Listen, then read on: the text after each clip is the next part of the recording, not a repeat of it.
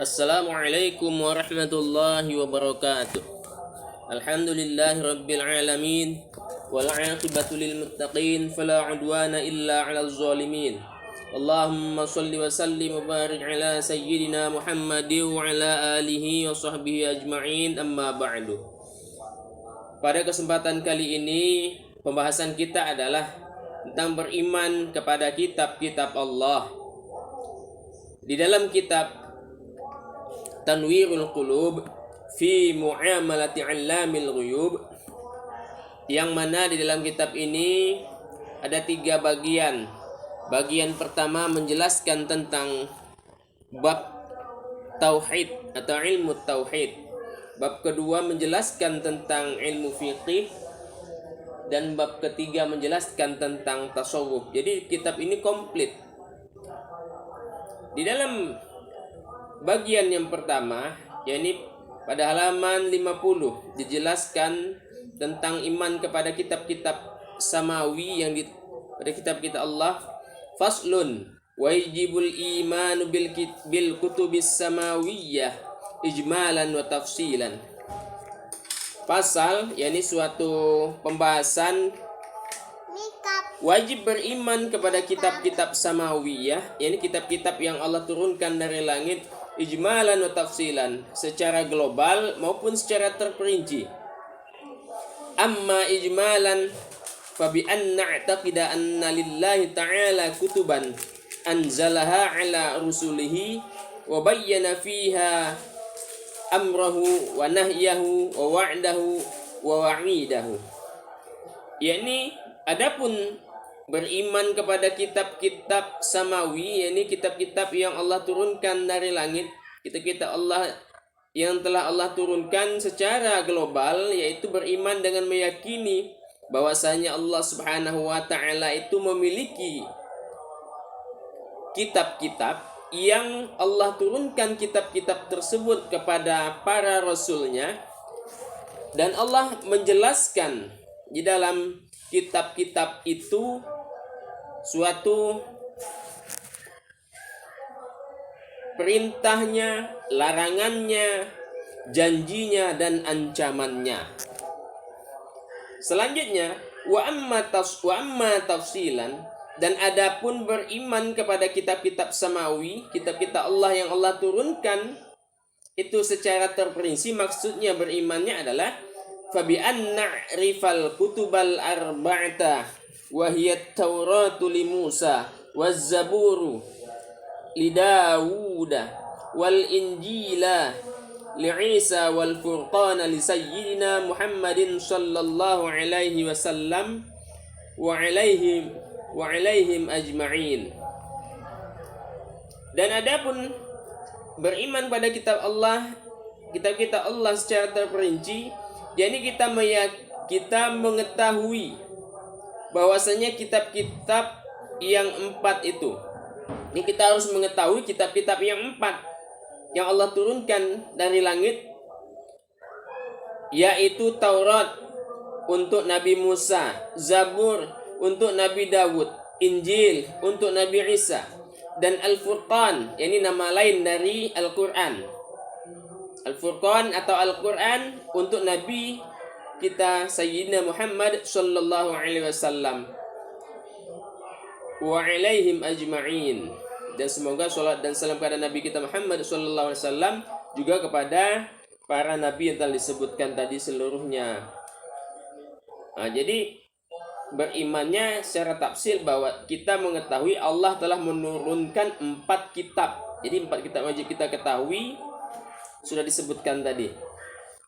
Wa mimma yajibu i'tiqaduhu anna Allah subhanahu wa ta'ala hafizu kitabahul aziza wa huwa al-Qur'anu minat tabdili wat tahrifi. Dan di antara yang wajib kita i'tiqadkan, yang wajib kita yakini, yang harus kita yakini bahwa Allah subhanahu wa ta'ala menjaga kitabnya yang mulia, menjaga kitabnya yang mulia, yakni Al-Quran, ini kitabnya yang mulia yakni Al-Quran, menjaganya dari apa? Menjaganya dari pergantian dan perubahan. Nah, jadi Allah yang menjaga Al-Quran dari tabdil, pergantian, wat ta'rif dan perubahan. Qala ta'ala, la ya'tihil batilu min baini yadayhi wala min khalfihi tanzilum min hakimin hamid. Allah Subhanahu wa taala berfirman, ya sebagaimana tegaskan Allah dalam firman-Nya, yang tidak datang kepadanya, yakni Al-Quran, kebatilan dari depan maupun dari belakangnya, yang diturunkan dari Tuhan yang maha bijaksana lagi maha terpuji. Al-Quran surah Fussilat ayat 42.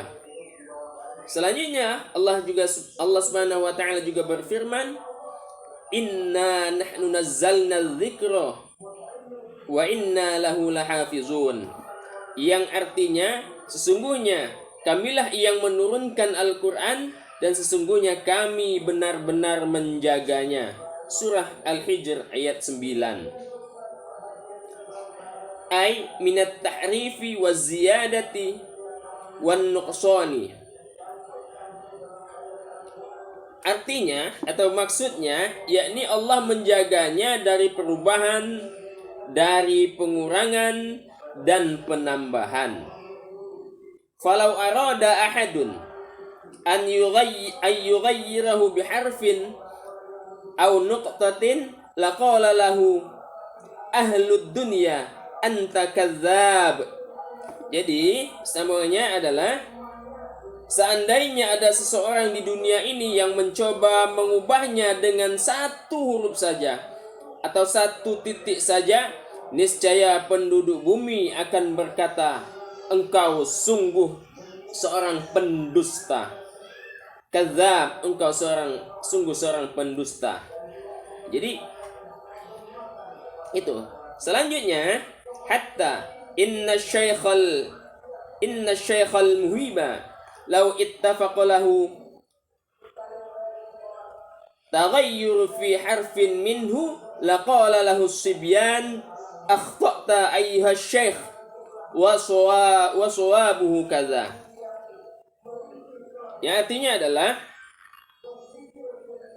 bahwasanya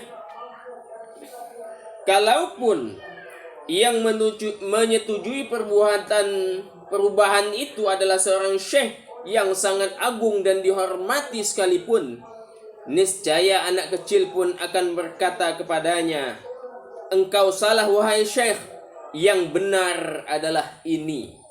Nah, jadi begitulah saking Allah menjaganya Al-Quran. Selanjutnya dijelaskan lagi di dalam kitab ini, yakni kitab Tanwirul Qulub. Walam yattafiq dzalika li ghairihi minal kutubi li'annahu la kitaba illa wa qad dakhalahu at-tahrif wat-tashifu wat-taghyiru min ulama'is su'i ma'a anna dawa'il mulhidati wal yahud wan nasara mutawaffiratun ala ibtalihi wa ifsadih.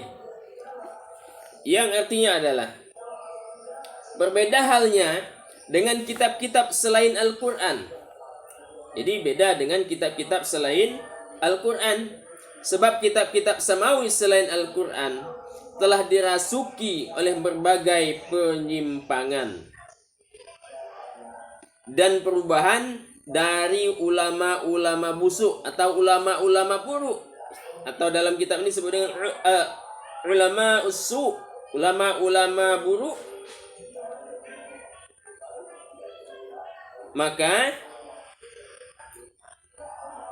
Al-Quran tetap terjaga. Jadi Al-Quran tetap terjaga, beda dengan kitab-kitab yang sebelumnya.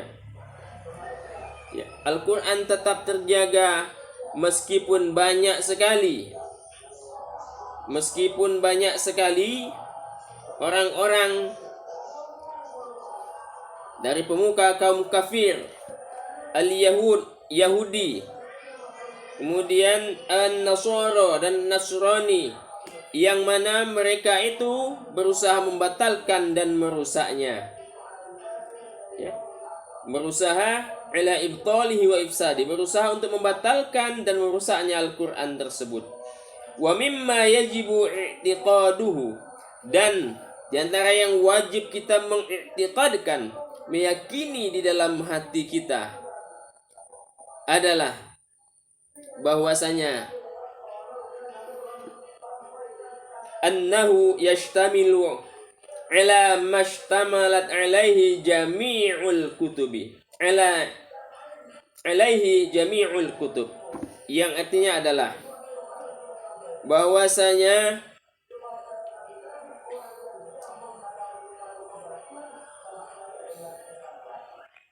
meski jadi di antara yang kita yakini adalah bahwa Al-Quran telah mencakup seluruh kandungan kitab-kitab samawi. Annahu yashtamilu ala mashtamalat alaihi jami'ul kutub, bahwasanya Al-Quran itu mencakup atas apa-apa yang telah dicakup dari seluruh kitab-kitab sebelumnya.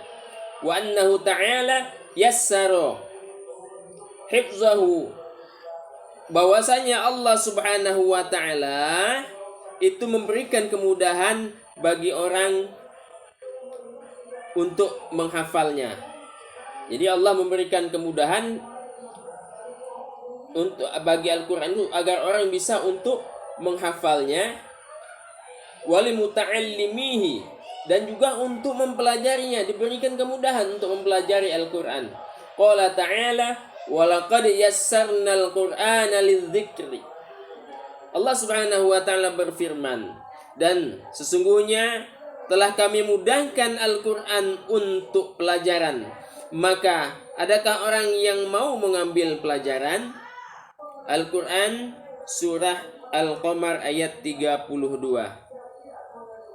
Oleh karena itu, fahifzuhu muyassarun lil ghulami fi aqrabi zamanin, sehingga Al-Quran itu mudah dihafal bahkan oleh anak kecil sekalipun dalam waktu yang singkat. Fi aqrabi zamanin, dalam waktu yang singkat. Kemudian wasairul